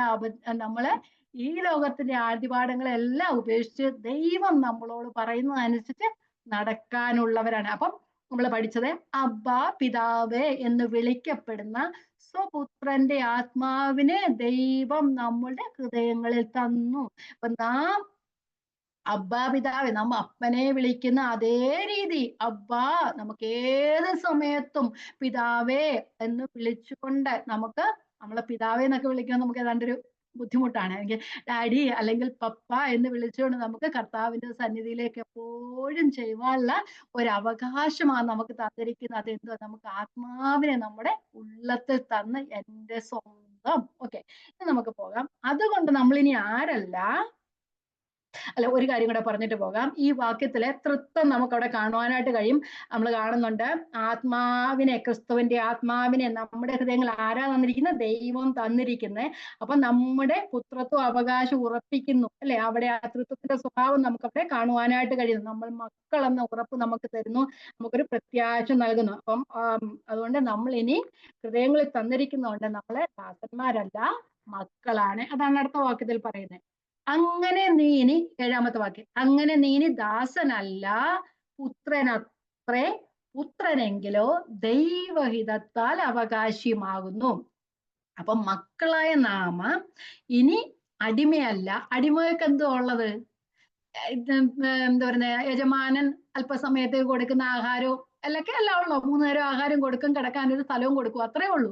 പക്ഷെ അതല്ല നമുക്ക് തന്നേക്കുന്നത്. ന്യായപ്രമാണത്തിന്റെ കീഴിൽ നമ്മൾ അടിമകളായിരുന്നു. ക്രിസ്തുവിൽ നാം ആയപ്പോൾ നമ്മൾ സ്വാതന്ത്ര്യം പ്രാപിച്ചു. നമ്മൾ ഇനി അടിമയല്ല, നാം ദൈവത്തിന്റെ സർവത്തിന്റെയും അവകാശിയാണ്. വിശ്വാസത്താൽ ക്രിസ്തുവിലുള്ള അവകാശങ്ങളെല്ലാം നാം ദൈവഹിതത്താൽ വിശ്വാസത്താൽ നാം പ്രാപിച്ചു. അപ്പം നമുക്കറിയാം, പിതാവിന്റെ വീട്ടിൽ പുത്രൻ അടിമയല്ല, അതുപോലെ തന്നെ അടിമ ഒരിക്കലും പുത്രനാവുകയുമില്ല. നമ്മൾ ആ പിതാവ് നിശ്ചയിച്ച കാലത്തോളം എന്നൊക്കെ നമ്മൾ ആദ്യത്തെ വാക്യങ്ങളിലൊക്കെ പഠിച്ചു വന്നപ്പോ ഒരു പുത്രന് പുത്രനൊരു പ്രായപൂർത്തിയാകുന്നത് വരെ പുത്രന് അത്ര സ്വാതന്ത്ര്യം ഇല്ലെന്നേ ഉള്ളൂ. പക്ഷെ ഒരടിമയ്ക്കും ഒരിക്കലും പുത്രന്റെ അവകാശത്തിലേക്ക് എത്തുവാനായിട്ട് കഴിയുകയില്ല. നമുക്ക് ലൂക്കോസിന്റെ സുവിശേഷം 15-ാം അധ്യായത്തില് നമ്മൾ കാണുന്നുണ്ട്, സ്നേഹസമ്പന്നനായ ഒരു പിതാവിന്റെ ഉപമ കർത്താവ് പറയുന്നുണ്ട് അല്ലെ? അപ്പൊ സകലവും നശിപ്പിച്ചിട്ട് തിരിച്ചു വന്ന ആ മകനെ പിതാവിനോട് പറയുന്നുണ്ട്, നിന്റെ വീട്ടിലെ ഒരു വേലക്കാരന്റെ അല്ലെ കൂലിക്കാരന്റെ ഒരു അവകാശം എനിക്ക് തന്നാൽ മതി, അതുപോലെ എന്നെ കണ്ടാൽ മതി എന്ന് പറയുമ്പോ, പക്ഷെ പിതാവ് എന്താ ചെയ്തത്? ആ വൃത്തിഹീനമായ അവസ്ഥയിലേക്ക് വന്ന, പന്നികളെ നോക്കിക്കൊണ്ടിരിക്കുന്ന അവസ്ഥയിലേക്ക് വന്ന, മുഷിഞ്ഞ ശരീരത്തോടു കൂടെ വന്ന ആ മകനെ എന്നിട്ട് നോക്കിയിട്ട് ദൂരത്ത് നിന്ന് തിരിച്ചു വരവ് കണ്ടിട്ട് ഓടിപ്പോയി കെട്ടിപ്പിടിച്ച് അത് പറയാൻ പോലും ഇടയാക്കിയില്ല. മകൻ എന്ന അവകാശത്തിലേക്ക് തിരിച്ചു കൊണ്ടുവരിക ചെയ്തത് അല്ലേ? അപ്പൊ നമ്മളും ഒരു കാലത്ത് അടിമയായിരുന്നു. ആ അവസ്ഥയിലാണ് ഇരുന്ന നമ്മയാണ് ദൈവവും തന്റെ പുത്രന്റെ അവകാശത്തിലേക്ക് നമ്മെ കൊണ്ടുവന്നത്. നമുക്കൊന്ന് വായിക്കാം. ലൂക്കോസിന്റെ സുവിശേഷം 15-ാം അധ്യായം 21, 22, 23, 24 വാക്യങ്ങൾ. മകൻ അവനോട്, ആ മകൻ ഇങ്ങനെ പറയുകയാണ്, ഞാനിങ്ങനെ പറയുമെന്നുള്ളത്. 21. മകൻ അവനോട്, അപ്പ ഞാൻ സ്വർഗത്തോടും നിന്നോടും പാപം ചെയ്തിരിക്കുന്നു, ഇനി നിന്റെ മകൻ എന്ന് വിളിക്കപ്പെടുവാൻ യോഗ്യനല്ല എന്ന് പറഞ്ഞു. അപ്പൻ തന്റെ ദാസന്മാരോട്, വേഗം മേൽത്തരമായ അങ്കി കൊണ്ടുവന്ന് ഇവനെ ധരിപ്പിപ്പിൻ, ഇവന്റെ കൈക്ക് മോതിരവും കാലിനു ചെരുപ്പും ഇടുവിപ്പിൻ, തടിച്ച കാളക്കുട്ടിയെ കൊണ്ട് വന്ന് അറുപ്പീൻ, നാം തിന്ന് ആനന്ദിക്ക. ഈ എന്റെ മകൻ മരിച്ചവനായിരുന്നു, വീണ്ടും ജീവിച്ചു, കാണാതെ പോയിരുന്നു, കണ്ടു കിട്ടിയിരിക്കുന്നു എന്ന് പറഞ്ഞ് അങ്ങനെ അവർ ആനന്ദിച്ചു തുടങ്ങി. അപ്പൊ നമ്മളൊന്ന് ആലോചിച്ച് നോക്കുക, ദൈവം തന്റെ നമ്മളെ എന്ന് പറയുന്നത് സെന്റിമെന്റൽ ആയിട്ടൊക്കെ നമുക്ക് വായിക്കുകയൊക്കെ ചെയ്യാം. പക്ഷെ ഒന്ന് ആലോചിച്ച് നോക്കുക, ദൈവം തന്റെ സ്വരൂപത്തിലും സാദൃശ്യത്തിലും ഉണ്ടാക്കിയ മനുഷ്യൻ, എന്നേക്കും തന്നോടുകൂടെ ഇരിക്കണമെന്ന് ആഗ്രഹിച്ച മനുഷ്യൻ പാപം ചെയ്ത ദൈവതേജസ് നഷ്ടപ്പോയി. നമുക്ക് നോക്കിക്കഴിഞ്ഞാൽ ഈ അപ്പൻ ആ മകൻ നഷ്ടപ്പെട്ടു പോയത് കൊണ്ട് എത്ര കാലമായിട്ട് വിഷമിച്ചിരിക്കുകയായിരുന്നായിരിക്കും. ആ മകനെ തേടി കണ്ണു കാണാൻ വയ്യാഞ്ഞിട്ട് ദൂരെ നിന്നിട്ട് എന്റെ മകൻ വരുന്നെന്ന് പറഞ്ഞ് ഓടിച്ചെന്ന് കെട്ടിപ്പിടിച്ച ഒരു അപ്പനാണ് അല്ലെ. ആലോചിച്ച് നോക്ക്, ദൈവം തന്റെ സ്വരൂപത്തിലും സാദൃശ്യത്തിലും സൃഷ്ടിച്ച മനുഷ്യൻ ഈ ദൈവതേജസ് നഷ്ടപ്പെട്ട ദൈവത്തിന് തിരിച്ചു മാറിപ്പോയപ്പോൾ ദൈവം ഈ ദൈവം അതിനുവേണ്ടി എന്ത് പാടാ സഹിച്ചത് അല്ലെ. തന്റെ ഏകജാതനായ പുത്രനെ നമുക്ക് വേണ്ടി ദാനമായി തന്നു. എന്നിട്ട് വിളിക്കുക യുഗങ്ങളായിട്ട്, നീ എന്റെ അടുക്കൽ വരിക വരിക വരിക എന്ന്. പക്ഷെ മനുഷ്യന്റെ അനുസരണക്കേടിനാൽ കഠിന ഹൃദയത്താൽ ദൈവത്തിങ്കിലേക്ക് വരുവാൻ മനസ്സില്ലായിരുന്നു. അപ്പൊ നാം ദൈവത്തിങ്കിലേക്ക് വരുമ്പോൾ സ്വർഗം സന്തോഷിക്കുന്ന ഒരു അനുഭവമാണ്. ആ മുടിയനായ പുത്രൻ എന്ന് നമ്മൾ പറയപ്പെടുന്നു, മുടിയനായ പുത്രൻ അല്ലെന്ന് അവിടെ പറഞ്ഞിട്ടില്ലെങ്കിൽ മുടിയനായ പുത്രൻ എന്ന് പറയപ്പെടുന്ന ആ മകൻ സ്നേഹസമ്പന്നനായ പിതാവിന്റെ വീട്ടിലേക്ക് കടന്നു വന്നപ്പോൾ ആ പിതാവിന് എത്രത്തോളം സന്തോഷമുണ്ടാകുമോ അതിലും വലിയ സന്തോഷമാണ് ഓരോ നമ്മൾ ഓരോരുത്തരും ദൈവസന്നിധിയിലേക്ക് വരുമ്പോൾ ദൈവം അനുഭവിക്കുന്ന ഒരു സന്തോഷം. അപ്പം നമ്മൾ ആ വിശ്വാസത്താൽ ദൈവഭവനത്തിലേക്ക് എത്തുമ്പോൾ ആ പിതാവിന്റെ സന്തോഷം വലുതാണ്. ഒരു സ്വർഗീയ സന്തോഷം. ചിലരൊക്കെ പ്രാർത്ഥിക്കുമല്ലോ, ആ സ്വർഗം സന്തോഷിക്കുന്ന അനുഭവമായിട്ട്. അതൊക്കെ സ്വർഗം ദൂതന്മാരും ദൂതന്മാർക്ക് പോലും കിട്ടാത്ത ഒരു വലിയ ഭാഗ്യത്തിലേക്കാണ് ദൈവം നമ്മെ ആക്കിയിരിക്കുന്നത്. അങ്ങനെ ഒരു അനുഭവത്തിലേക്ക് നമ്മെ ആക്കി തീർത്തല്ലേ. ചിലപ്പോൾ നമുക്ക് ഇതിനൊന്നും ഒരു വിലയില്ലല്ലേ. നമ്മൾ ഈ പഠിക്കുന്ന സമയത്ത് മാത്രമേ നമുക്കൊരു വിലയുള്ളൂ. അപ്പൊ നമുക്ക് ഈ വലിയൊരു അനുഭവത്തിലേക്ക് ദൈവം നമ്മെ ആക്കി തീർത്തിരിക്കുന്നത്. അപ്പം അവകാശി ആ ഒരു ദാസൻ എന്ന ഒരാള്, ഒരു ദാസൻ ഒരു യജമാന്റെ വീട്ടിലെ ഒരു ദാസനെ ആയിരുന്ന ആള് യജമാന്റെ മക്കളില്ലാതെ വരുമ്പോ അവനെ ദത്തെടുത്തൊരു മകനാക്കി തീർക്കുക, അല്ലെ നിന്റെ മകളെ പോലെയാന്ന് പറയുമ്പോൾ ആ അടിമയ്ക്കുണ്ടാകുന്ന ഒരു സന്തോഷം ഉണ്ടാവുമല്ലോ. അടിമത്വത്തിലായിരുന്നു, ഇപ്പൊ എന്നെ പുത്രനാക്കി തീർത്തു എന്ന് പറയുന്നത്. നമ്മൾ അബ്രഹാമിന്റെ ജീവിതത്തിലൂടെ നോക്കുമ്പോഴും അബ്രഹാമിന്റെ ദൈവം മക്കളെ കൊടുക്കാന്നൊക്കെ പറഞ്ഞപ്പം അബ്രഹാം പറഞ്ഞ് വയസ്സ് കഴിഞ്ഞ കർത്താവ് ഇനി വേണ്ട, എന്റെ ദാസൻ മതി എന്നൊക്കെ പറഞ്ഞു, അവകാശിയായ മതി എന്നൊക്കെ പറഞ്ഞു. ആ അവസ്ഥയൊക്കെ ഒന്ന് ആലോചിച്ച് നോക്കുക. അവരുടെയൊക്കെ ഒരു അവസ്ഥ, എല്ലാത്തിന്റെ അവകാശിയാവുന്ന ഒരവസ്ഥ. ഈ ലോകത്തിലെ അത്രത്തോളം അവകാശത്തിൽ സന്തോഷിക്കുന്നെങ്കിൽ സ്വർഗലോകത്തിലെ വലിയ അവകാശത്തിന് നാം എത്രത്തോളം സന്തോഷിക്കണം. സ്വർഗീയ പൗരത്വം ലഭിച്ചവരാണ് നമ്മളല്ലേ അല്ലെ. അപ്പൊ ആ ദൈവത്തിന്റെ വലിയ ഒരു ഇൻഹെറിറ്റൻസിന് നമ്മൾ അവകാശികളാക്കി തീർത്തു. ഇവിടെ പറയുന്ന ദൈവഹിതത്താൽ അവകാശി.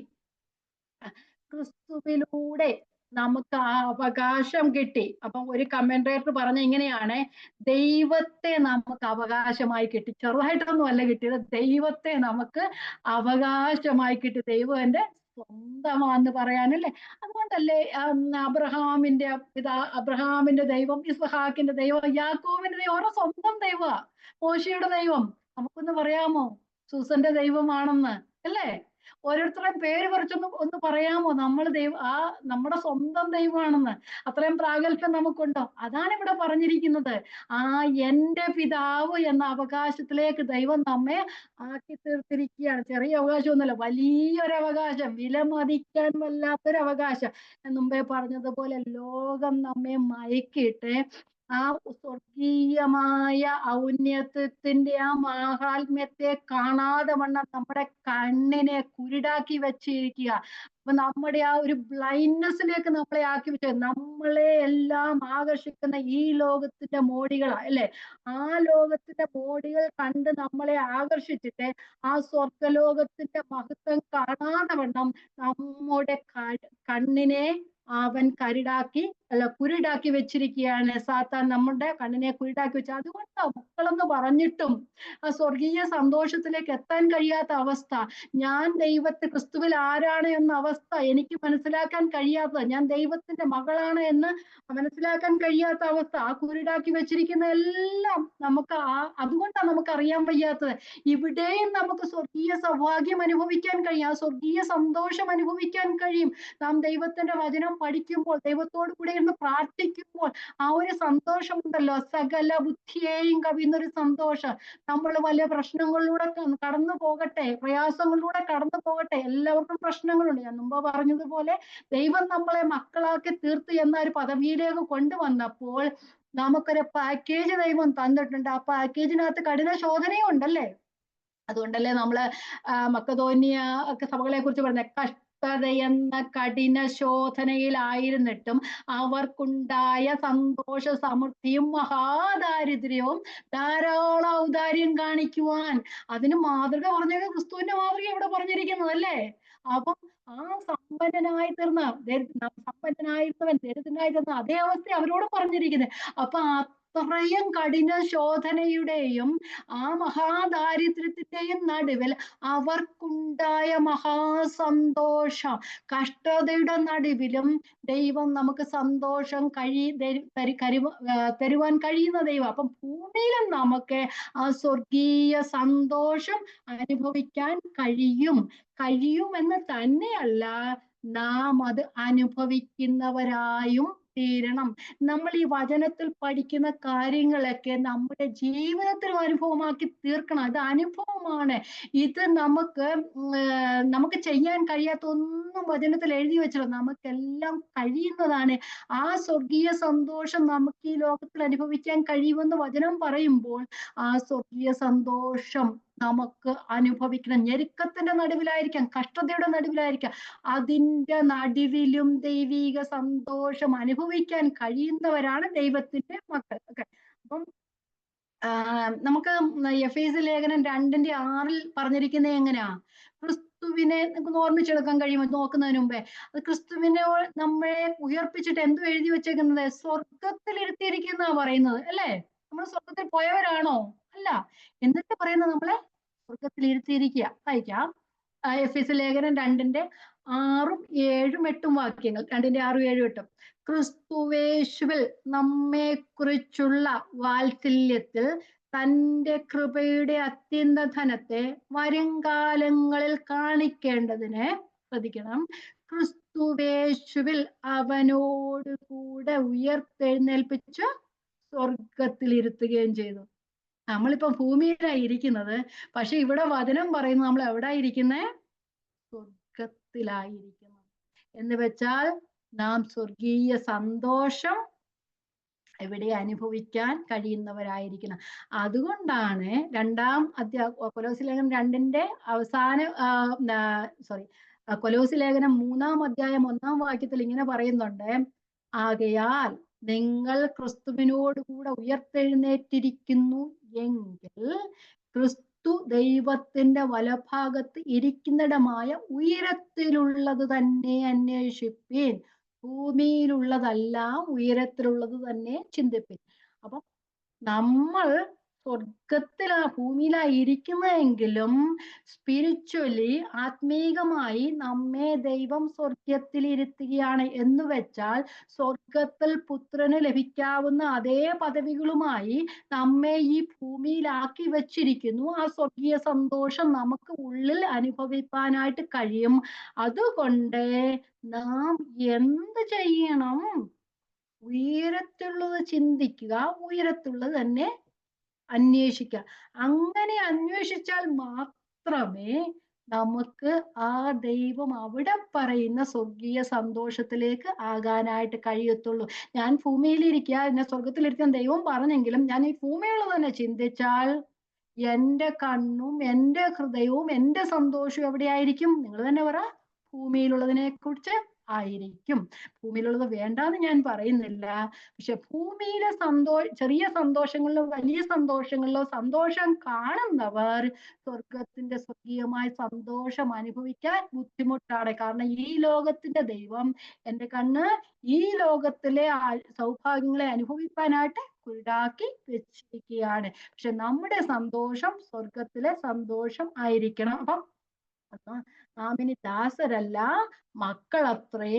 ആ ദൈവഹിതത്താൽ അവകാശികൾ, ആ ക്രിസ്തുവിനോടുകൂടെ കൂട്ടവകാശികൾ, ദൈവത്തിന്റെ സകലത്തിലും നമ്മെ അവകാശികൾ ആക്കി വെച്ചിരിക്കുകയാണ് ചെയ്യുന്നത്. ഞാൻ മുമ്പോട്ട് പോകുന്നില്ല, കാരണം ഞാൻ എത്ര പറഞ്ഞാലും അടുത്ത വാക്യത്തിലേക്ക് നമുക്ക് പോകാനായിട്ട് ഒക്കത്തില്ല. നമുക്ക് എവിടെ നിർത്താം. അപ്പം നമ്മള് 2 വാക്യമേ ഇന്ന് പഠിച്ചുള്ളൂ. എങ്കിൽ തന്നെയും നമ്മുടെ അവകാശം നാം അറിയണം. നമ്മൾ എപ്പോഴും നമുക്ക് അതിനെക്കുറിച്ച് ബോധമുള്ളവരായിരിക്കും. നമ്മൾ എന്ത് ഭൂമിയിലാണ് നാം ആയിരിക്കുന്നത്. ഫിലിപ്പിയ ലേഖനം 3-ാം അധ്യായത്തിൽ പറയുന്നത് നമ്മൾ ഭൂമിയിലെ അവകാശികളാണെങ്കിൽ നമ്മൾ സ്വർഗീയ പൗരത്വവും ദൈവം നമുക്ക് നൽകിയിരിക്കുകയാണ്. ആ സ്വർഗീയ പൗരത്വം നൽകിയിരിക്കുന്നവരെ എന്തിനു വേണ്ടിയാ കാത്തിരിക്കുന്നത്? നമ്മുടെ കർത്താവായ യേശുക്രിസ്തു രക്ഷിതാവായി വരും. അവൻ നമ്മുടെ താഴ്ചയുള്ള ശരീരത്തെ തന്റെ മഹത്വമുള്ള ശരീരത്തോട് അനുരൂപമാക്കി രൂപാന്തരപ്പെടുത്തും. ആ അവസ്ഥയിലേക്ക് ദൈവം നമ്മെ കാണുവാനായിട്ട് ആഗ്രഹിക്കുന്നത്. നമ്മൾ എഫേസ്യ ലേഖനം 1-ാം അധ്യായത്തിൽ ഇങ്ങനെ പറയുന്നുണ്ടല്ലോ, സ്വർഗത്തിലെ സകല ആത്മീയ അനുഗ്രഹത്താലും ദൈവം നമ്മെ നിറച്ചിരിക്കുന്നു പറയുന്നു. എന്നിട്ട് പറയുന്നു, നാം അവന്റെ സന്നിധിയിൽ എന്താ പറയുന്നത്, വിശുദ്ധരും നിഷ്കളങ്കരും ആകേണ്ടതിന് അവൻ നമ്മെ ക്രിസ്തുവിൽ തിരഞ്ഞെടുത്തു എന്ന് പറഞ്ഞു. ആ തിരഞ്ഞെടുത്ത് നാം എന്തിനു വേണ്ടി ആയിത്തീരണം? നാം ആ ദൈവം വിശുദ്ധരും നിഷ്കളങ്കരുമായി നമ്മെ കാണുവാനായിട്ട് ആഗ്രഹിക്കുന്നു. നമ്മൾ 1 കൊരിന്ത്യർ ലേഖനം 11-ാം അധ്യായത്തിൽ ഇങ്ങനെ പറയുന്നില്ലേ, 1 കൊരിന്ത്യർ 2 കൊരിന്ത്യർ ലേഖനത്തിൽ പറയുന്നുണ്ട്, പൗലോസ് പറയുന്നുണ്ട്, ക്രിസ്തുവിനുള്ള ആ ഏകാഗ്രതയും നിർമ്മലതയും വിട്ട് നിങ്ങൾ വഷളായി പോകുമോ എന്ന് ഞാൻ നിങ്ങളെ കുറിച്ച് ഭയപ്പെടുന്നു എന്ന് പറയുന്നുണ്ട് അല്ലെ. അപ്പൊ ആ പൗലോസ് ആണെങ്കിലും ആ താൻ രക്ഷയിലേക്ക് നയിച്ചവര്, അല്ലെ തൻ്റെ സഹോദരന്മാര് ആ ദൈവത്തോട് കൂടെ ചേർന്ന ക്രിസ്തുവിന്റെ ഏകാഗ്രതയിലും നിർമ്മലതയിലും ആയിരിക്കുവാൻ ആഗ്രഹിക്കുന്നത്. പൗലോസിന് അത്രയും ആഗ്രഹമുണ്ടെങ്കിൽ നമ്മുടെ പിതാവായ ദൈവത്തിന് നമ്മെക്കുറിച്ച് എത്ര ആഗ്രഹമുണ്ട്. അതുകൊണ്ട് നാം ഉയരത്തിലുള്ള ചിന്തിക്കുക, ഉയരത്തിലുള്ള അന്വേഷിക്കുക, ദൈവം നമ്മെ കുറിച്ച് ആഗ്രഹിക്കുക. നമുക്ക് നമ്മളെ കുറിച്ച് ഭയങ്കര ആഗ്രഹങ്ങളുണ്ട് അല്ലെ. നമുക്ക് ആഗ്രഹങ്ങൾ ഉള്ളതിനൊന്നും കുഴപ്പമൊന്നുമില്ല. പക്ഷെ ആ ആഗ്രഹങ്ങളാണോ ദൈവത്തിന്റെ ആഗ്രഹങ്ങൾ നമ്മൾ അറിയണം. ആ ദൈവത്തിന്റെ ആഗ്രഹം എന്താണ്? ദൈവത്തിന്റെ ആഗ്രഹമോ നിങ്ങളുടെ ശുദ്ധീകരണം തന്നെ അല്ലെ. അപ്പൊ ആ ദൈവം നമുക്ക് പദവികളൊക്കെ തന്നിട്ടുണ്ട്, ഈ ലോകത്തിലൊക്കെ നമുക്ക് തന്നിട്ടുണ്ട്, ശുശ്രൂഷകളൊക്കെ തന്നിട്ടുണ്ട്. പക്ഷെ ആ ശുശ്രൂഷകളിൽ അധികമായി തന്റെ പുത്രന് അനുരൂപമാകുക എന്നതാണ് ദൈവം നമ്മെ കുറിച്ച് ആഗ്രഹിക്കുന്നത്. ഒരു വാക്യം പറഞ്ഞിട്ട് ഞാനിവിടെ നിർത്താം. അവൻ മുൻ നിയമിച്ചവരെ തന്റെ പുത്രൻ അനേകം സഹോദരന്മാരിൽ ആദ്യജാതനാകേണ്ടതിന് അവന്റെ സ്വരൂപത്തോട് അനുരൂപനാകുവാൻ നമ്മെ മുൻനിയമിച്ചിരിക്കും. നമ്മൾ എന്തിനാ മുൻനിയമിച്ചത്? തന്റെ പുത്രന്റെ സ്വരൂപത്തോട് അനുരൂപരാകുവാൻ, ക്രിസ്തുവിനെ പോലെയാകുവാൻ, ക്രിസ്തുവിന്റെ തേജസ് പ്രാപിപ്പാൻ. അതിനാണ് നമ്മെ ആക്കി വെച്ചിരിക്കുന്നത്. അതുകൊണ്ട് നമ്മൾ ഈ ലോകത്തിൽ ജീവിക്കുമ്പോൾ ഒറ്റ മിനിറ്റ് കൊണ്ട് നമ്മളൊന്നും ആകത്തില്ല. പക്ഷെ പതിയെ പതിയെ പതിയെ ദൈവത്തിന്റെ വചനം വായിക്കുക, ദൈവത്തിന്റെ ആത്മാവ് നമ്മളിലുണ്ട്. നമ്മെ ദൈവം നടത്തുന്നത് പോലെ കറക്റ്റ് ചെയ്യുമ്പോൾ ഉപദേശത്തിനും ഗുണീകരണത്തിനും നീതിയിലും അഭ്യാസത്തിനും ഒക്കെ നമുക്ക് വചനം തന്നിരിക്കുന്നുണ്ടല്ലേ. നമ്മെ സത്യത്തിന്റെ പാതയിലൂടെ നടത്താൻ സത്യത്തിന്റെ ഒരു ആത്മാവിനെ ദൈവം നമുക്ക് തന്നിരിക്കുന്നു. അങ്ങനെയുള്ളപ്പോൾ ആത്മാവിനെ അനുസരിച്ച് ദൈവവചനത്തിനനുസരിച്ച് നാം മുമ്പോട്ട് പോയി കഴിഞ്ഞാൽ ദൈവം നമ്മെ കുറിച്ച് ആഗ്രഹിക്കുന്ന രീതിയിൽ നമുക്കായി തീരുവാനായിട്ട് കഴിയും. എല്ലാവരും അങ്ങനെ ആയിത്തീരുവാൻ. എന്നിലും ഒത്തിരി കുറവുകളുണ്ട്, നമ്മളെല്ലാം കുറവുകളുള്ളതുകൊണ്ടാണ് നമ്മൾ ഇപ്പോഴും ഇവിടെ ഇരിക്കുന്നത് അല്ലേ. നമ്മുടെ കുറവുകളെല്ലാം തീർന്ന ദൈവം നമ്മെ വിളിച്ചേനെ. അതുകൊണ്ട് നാം ഒന്ന് കാത്തിരിക്കുന്നു. അവൻ നമ്മുടെ താഴ്ചയുള്ള ശരീരത്തെ തന്റെ ശരീരത്തിൽ അനുരൂപമാക്കി രൂപാന്തരപ്പെടുത്തു എന്നൊരു പ്രത്യാശയിലാണ് നാം കാത്തിരിക്കുന്നത്. ആ പ്രത്യാശയിലേക്ക് പോകുവാൻ ദൈവം നമ്മെ എല്ലാവരെയും വചനങ്ങൾ അനുഗ്രഹിക്കട്ടെ. ദൈവത്തിന്റെ നാമം വാഴ്ത്തപ്പെടുമാറാകട്ടെ.